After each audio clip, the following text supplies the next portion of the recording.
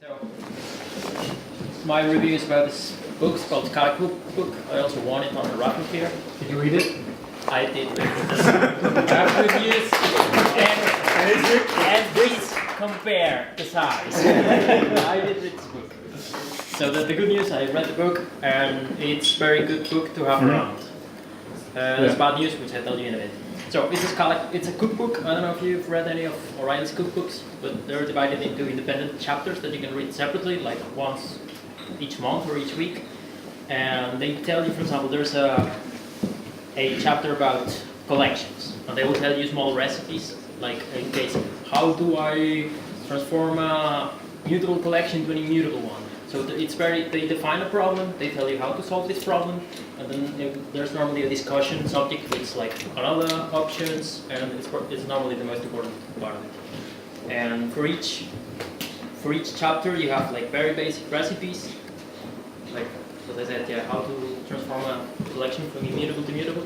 Then there's some recipes that you would normally go to Stack Overflow when you're faced with this problem. And then there are some recipes of things you've never heard of, and these are the most interesting ones. There's always, for each chapter, like 3 or 4 things that normally you wouldn't come by. Like, that you just read them in this book, it's like, I didn't know this thing existed. For example, there's a chapter about matchers, and matchers is a very, like, easy to understand subject, but there's very good tricks in there. And I'm actually planning on making a small talk about the tricks on matchers, because there's really good stuff. And yeah, and there's another chapter into, for example, dealing with files.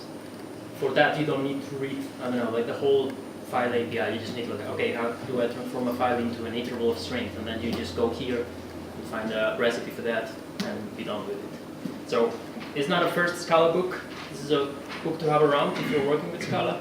If you're starting, the one that Peter just reviewed, it's quite okay. I read it back in the day.